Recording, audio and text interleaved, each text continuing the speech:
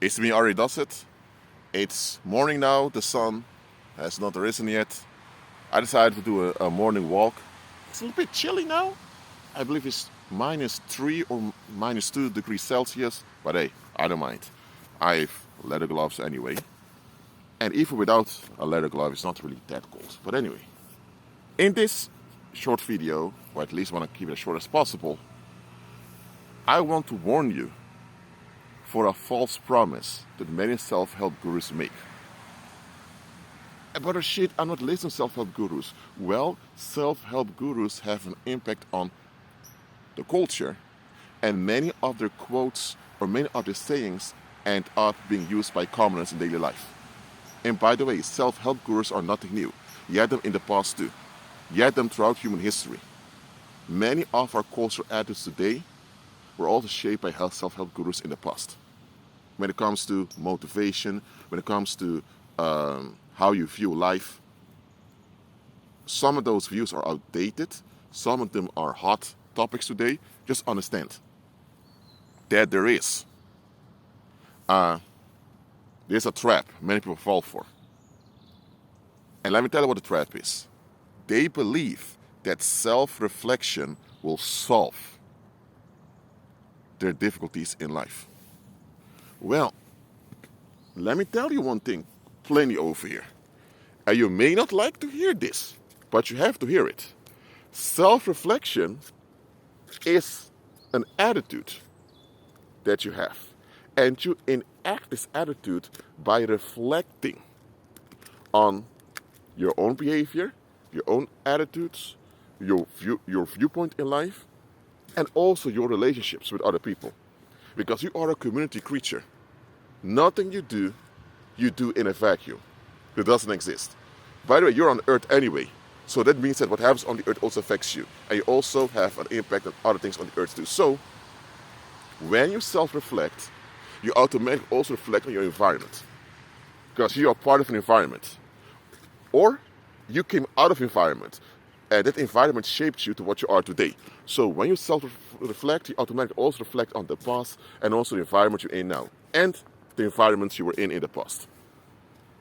When you self-reflect, you will realize certain things that you didn't realize before. Maybe you have a very loud way of speaking. Why? Because let's say you grew up on a farm. On a farm, there are big distances between people. It's common for you to shout towards someone else. But let's say now you're in a city now. You're still used to speaking very loud, very deep and direct to people. But now you notice that a lot of people are kind of shocked by that. And now I realize, maybe I should alter the intensity of my voice a little bit. Or maybe it's that you tend to apologize quite often when you interact with other people. Why? Because when you grew up, in households you grew up in, also in your environment, there was an autocratic attitude by your parents and other people. You're only allowed to be heard if they allowed you to speak, and when they allowed you to speak, they had to say what they wanted to hear, or else. And this or else was narcissistic abuse they put on you, and you're not aware that you've been narcissistically abused and how it affected you. Nevertheless, you know there's something's wrong with your behavior, that you always feel like you need to apologize to other people. You begin to think, what about me? I don't matter. It's because you weren't raised to think you matter. That's why. So now you realize that you have to realize, oh my God. That means that not all of my parents were fucked up, but the people around my parents were also in on it because they allowed this to happen to me. So now your whole view on life needs to change. So the thing with self-reflection is, it reveals good things about you, but it also reveals things about you that need to improve. And those things that need to improve may not even be your fault. No, it may not even be your doing. Okay, let me give an example. Let's say, this is separate from the topic, let's say you were stabbed. Someone ran with a knife and stabbed you. Is it your fault they stabbed you? No. They just randomly stabbed you because they wanted to act out their anger on someone. You complaining about them stabbing you doesn't undo the fact you've been stabbed. You have to admit you've been stabbed. You have to cry for help, or if you have a mobile phone, call ambulance or call 911 so that you can go to the hospital so they can help you. Because if you keep complaining about being stabbed, you will die. If you don't cry for help, neither do you make effort to get people's attention to go to hospital, if you die, it's still the other individual that killed you, but it's also on you for collaborating with your own victimization. Because once it happened, let's say it happened suddenly out of the blue, you were stabbed. You didn't see it coming. It's not your fault, there's no wrongdoing on your part. Still, there's a bad consequence that harms you. And you need to face that bad consequence and do something about it. So understand this. Even if something is not because of you, if it's something that needs to be changed or addressed, it needs to be changed and addressed. And self-reflection only reveals those things. Self-reflection does not by itself undo the past, nor rectify the wrongs of the past. Self-reflection only reveals to you in an obvious way what's going on. And now it's up to you, once you realize things, to look for remedies or solutions. And here it comes. A lot of people don't want to be shocked nor surprised by things they didn't notice before. They have a worldview today that calms them down. They have a worldview today that they've been operating on for the past years. And that worldview is also how they bond with other people in their lives. So if they need to self-reflect, then they also need to reflect, you know what, maybe the relationships I have with other people now are not really that healthy. Or maybe the relationships I have with other people are a bit superficial. Or they have to start facing things, and now they have to deal with what they've seen. They have to deal with what they've noticed. And then they realize, you know what, there's a lot more needs to be done. And then they're disappointed. They're upset because they thought, hey, I thought self-help or I thought self-reflection would actually solve things. No. Your attitude had to be resolved.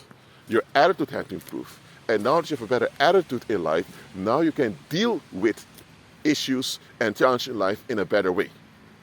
Self-reflection does not cancel out life challenges and issues in daily life. It does not. It only pushes you to have a better attitude to deal with the challenges of life and the issues that you will encounter.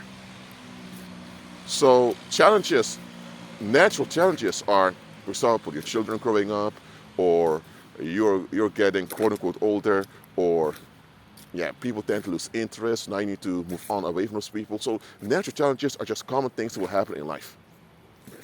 For example, your body will expire one day, so you will physically die. Also, people around you will physically die, so you will have to, face the facts. Sometimes certain people are not around anymore. There's also a natural challenge in life. You have to face it, go through it. So life has natural challenges. But then you also have issues. Issues are conflicts that come into being by people either avoid natural challenges or by people wanting to escape from life altogether. And society has a lot of issues that you will encounter too. So whether it's natural challenges or issues, they're still there. Now, issues you can avoid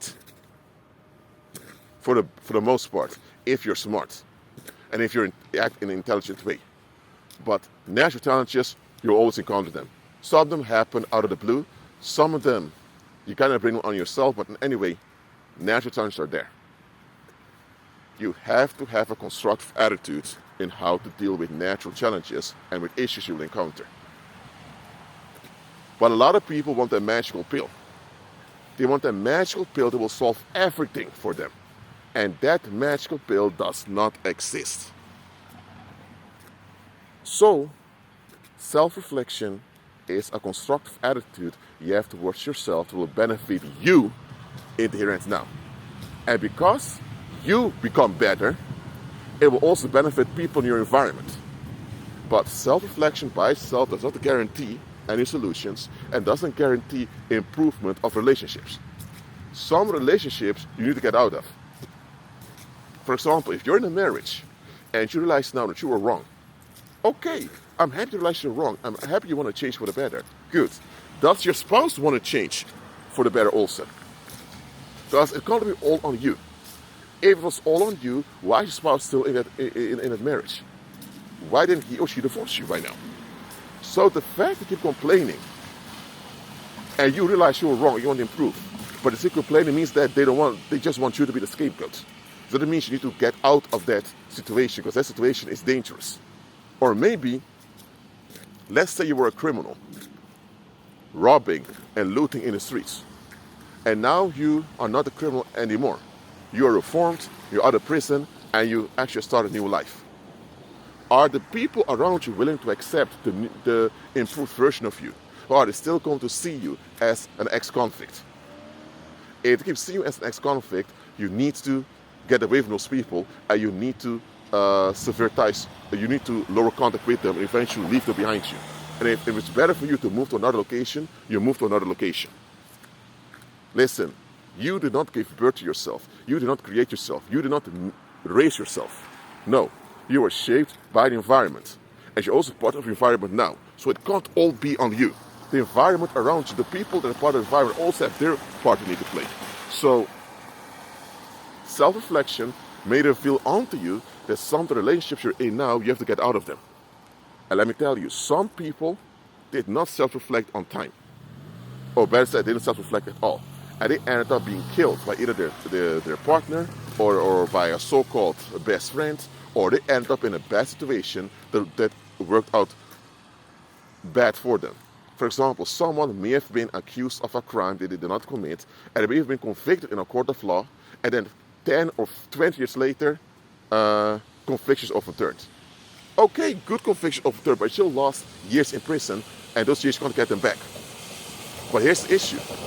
That situation you were in, with all those people having negative rules against you, with all those people disliking you, all of that, if you would have realized how far these people were willing to go just to get the relief at your expense, you would have left the situation, you would have moved to another place, you would have switched jobs or changed majors, whatever you had to do, and now you wouldn't have ended up being set up like that. Yes, some people end up in bad situations that they could have avoided if they would have paid attention to what goes on around them. I'm not saying now that it's their own fault. No, it's not their own fault, because people shouldn't have set them up. But they could have avoided it if they would have self-reflected a bit more. So, self-reflection is life-saving. Not only for you, but also to others. Because let's say now you have a colleague at work, or let's say you have a fellow student at university, or someone you're closely involved with, and they talk about their marriage, or talk about their parents, or talk about their social life with you. And one day you're reflecting on yourself, then you also think about this colleague or friend or fellow student or whatever, and then you realize, hold on a minute. Those parents of this individual or the spouse of this individual, why are they ever praising that individual? So now you realize, you know what, I've been reflecting on myself, and I also begin to realize, hold on a minute, this individual is bad. Let me warn this individual. You can actually warn people or hint to people that they're in danger and they can get out of a bad situation. So self-reflection isn't just about you. It also benefits others that are involved with you. But again, self-reflection is an attitude. It doesn't guarantee solutions by itself. But you have to self-reflect. Well, anyway, keep on agreeing with Christ, keep your eyes open, and let's see you next live stream.